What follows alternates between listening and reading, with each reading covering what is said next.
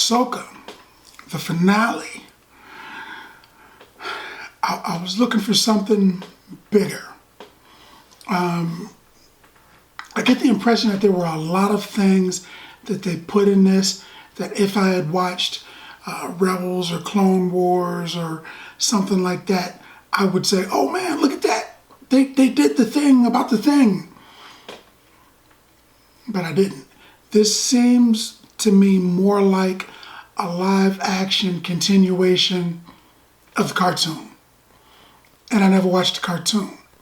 I was thinking maybe I should go back and watch that nearly 100 episodes so I could catch up, but I didn't. So let's just talk about what we saw.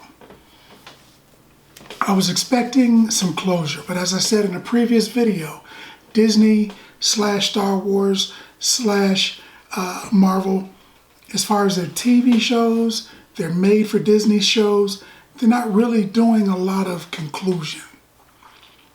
They didn't finish all of the things that needed to be finished in Hawkeye. Because, you know, it led to the movies. It's going to lead to the movies. They didn't conclude everything in Loki because there's another season. They didn't conclude everything here in Ahsoka because there's a movie and probably another season that are going to be a part of this tagline, man. And that's cool, but you got to give me a little bit, give me a little something so I know what's going on, you know? You know what I feel like? I've read comic books since I was a wee little lad. And when I see stuff in the movies, you know, and I've read the comics, I'm like, oh, I know what that's going to be. Take the Arrow series. When John finds that ring and he opens it up and it's a glowing green ring, they cut. People who read the comic books know, oh, he's John Stewart. He's the Green Lantern. Dun, dun, dun.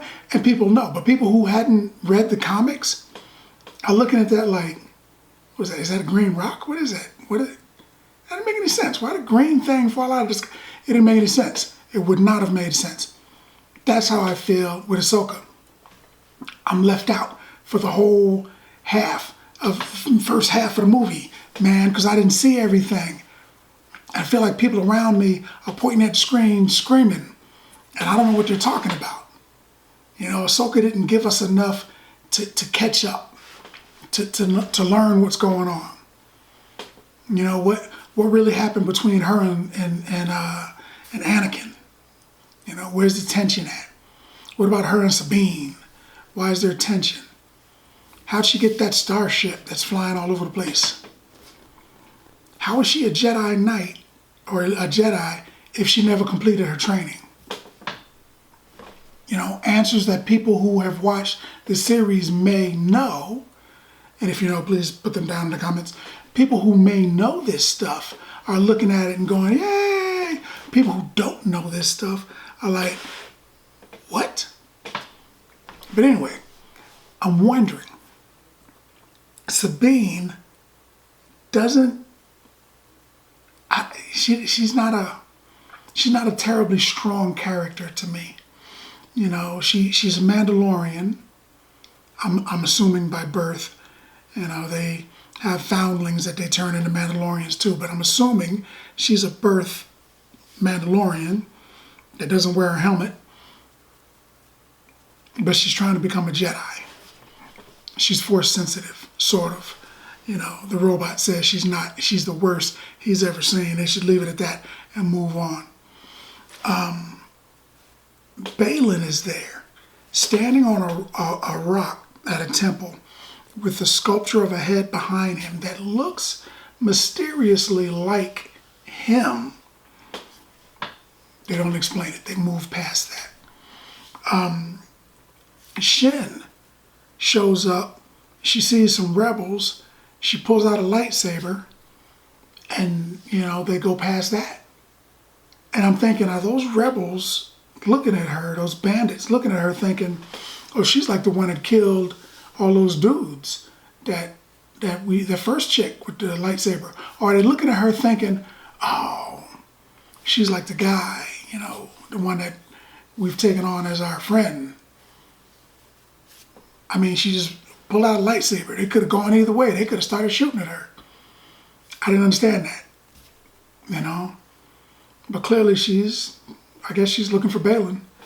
Then, so what's going on with her? What's going on? So her, Shen, Balin, and the other two Jedi are all on this world, and they're probably only a few miles apart from one another. Ahsoka told the girl, Shen, that she could help her. She didn't want to fight her. She could help her. So is Shen going to turn to the light side? I don't know. Balin, he's out there looking for a powerful, you know, conduit to the Force. More powerful than the Jedi, the Sith, the Night Sisters, all of that. The Purgle, more powerful than all of that. But they didn't, you know, who knows what's going on with him? Unfortunately, the actor, Ray Stevenson, that played that character, is no longer with us. So if they hadn't filmed the rest of this in advance, they're going to have to replace him. Or, you know, Chadwick Boseman write him out, you know, some type of an accident and he's replaced by someone else or whatever. I don't know. Maybe they're just going to straight up replace him with another actor. I don't know. So many things. And I'm looking at the screen and I'm watching it, waiting for a lot of good stuff. And I just had a lot of questions, man. Just a lot of questions, man. I was right about those stormtroopers. They're zombies, stormtrooper zombies. That was cool. That was like crazy cool. They were killing all of the stormtroopers. And as they start to walk away, Ahsoka turns around and they start getting back up. And I was like, dup, dup, dup. I was like, that's it. I knew it. I knew they're dead, man. And he even called them, I think he called them night troopers. He's like, send the night troopers. And here's something else. Okay, Grand Admiral Thrawn is supposed to be crazy smart. At the beginning, one of the first things that's said is the ship is loaded, man. We got all of the cargo aboard. I would have said, great. Everybody load up. Let's get out of here. But he's like, send 2 TIE fighters. If they find them, engage. And I'm like, why? Those dudes are on like wolf donkeys on the other side of the city trying to catch up. You're in a spaceship, man. Just leave. What are they going to do? Jump? And he stayed there. And he waited. Dun, dun, dun. Menacingly. I'm going to menacingly wait. You know? If he was in a Marvel movie, they'd have been like, what kind of action are we going to have next? Wakanda action. Boom, boom. Psh. So they wait for him. And then when those get taken out, he's like, how close are they? And he sees they're still a good little ways away. I'm thinking, oh, he's going to leave them now. He didn't. He's like, send ground troops. I'm like, ground troops? You said in the last episode your forces were dwindling. Why would you send people out there to fist fight with stormtroopers and get beaten to death? You know they're gonna die. That's what Jedi do. They kill a bunch of stormtroopers, man. And you're gonna send your forces adrenaline. Send a bunch of them out there. Didn't make any sense. You just leave. And then they never showed the ones that he sent. He just kind of goes, entering the castle, send the night troops. They said, you still sending people? Where's the button that says take off? Hit the button that says blast off. You know, Star Trek, engage. Why is he still standing there fighting these dudes? It's Jedi. If I was in a spaceship and it was a Jedi on a wolf donkey, you know, 6 miles away, trying to catch me, moving at wolf donkey speed, and I'm in a spaceship, I'm gonna hit the go button, man. I'm gonna hit the go button. The car that I use has a fob. You push a button to make it start. I would have pushed the button. I'm used to that. push the button, man.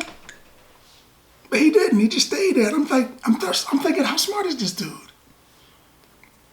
Is he trying to get them on his? And then he takes the girl that came to save him. He's like, Morgan, I need the witches to transform you into a super Jedi witch, which was a waste because you know what happened with her. She's like, yeah, I'll fight him. Give me my super Jedi witch blade that can match a lightsaber. And I'm thinking to myself, why didn't that dude just close the doors? Great big steel doors. We already saw that Qui-Gon and Obi-Wan couldn't cut through the doors of a ship. Why didn't he just close the doors? You know, they took the lightsabers and they was trying to cut through it. They couldn't get through. Now, Luke cut through them doors, but it wasn't an Imperial starship. It was just like another ship. So I'm thinking I'd have been like, close the doors. That takes care of that. Now somebody push the button. Let's get out of here. And he just stayed, literally until they were like right ready to jump into his ship. And then he's like, engage. And I'm like, it's too late. It's too late. You should have engaged like 20 minutes ago. So I'm not too impressed with this dude being the smart guy. I mean, he's composed. He's clearly British. That helps. But that's pretty much it. He's composed and British. He's a alien blue British dude that's in charge. Got a ruffled white suit. He should have said engage. Like, as soon as they was like, Jedi are coming. Oh, okay, well, let's get up out of here. We're going to leave them on this planet. Ha, ha, ha. Wait till they find out that they've got to eat each other because there ain't no food here. He just waited. I didn't understand that. And it wasn't like he had a plan. It wasn't like he was like, well, wait until they get close and then we're going to shoot them. Nope. Wait till they get close and then we're going to blast them with the engines. Nope. We're going to let them get on board and then we're going to close the gates like in Guardians so they'll be stuck on the outside of the ship and then we're going to fly through space. Nope. He just let them get close and one of them got aboard his ship. I didn't understand that. I didn't understand that at all. If I'm in my car and I'm driving down the street, and some dude walks up and starts walking towards me and he's got a gun and he's yelling, hey, I'm going to rob you. I'm like, not today. Not throw it in gear and drive away. I got enough sense to leave. That dude let Jedi, 3 of them. One of them was half Mandalorian, half Jedi. Get aboard his ship and just come to his castle. And he's like, fight them, send some troops. Send some troops. I didn't understand that. I didn't understand it. And it wasn't like he wasn't ready to go because they said in the beginning of the movie, ship's loaded. He could have left then. I don't know. I didn't like the ending of this was not as good as I expected it to be. They had great fights. They fought the night stormers, the night troops, the demon zombie troopers. They fought them. That was cool. When they got back up, that was cool. When she had the fight with Morgan, that was coolish. But I just didn't understand. They left so many open-ended questions, and Thrawn didn't take off when he could have. I just didn't get it. And it was going so good. But because of this episode,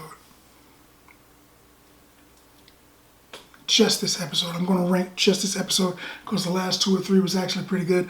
I'm going to rank just this episode. This final episode, the finale, the conclusion, the end of season 1 of Ahsoka, I would give. It was a good fight scene, though. It's a pretty good fight scene. 7 bags of popcorn. 7 bags of popcorn. I almost said 6, but then I thought about those fight scenes. Thrawn kind of dragged this down a little bit for me. The unanswered stuff kind of dragged it down a little bit for me. But they're clearly building up for the movie in a second season. They should have ended some of this stuff first, or at least give us an idea, a little taste. Give us a little taste of what's coming next.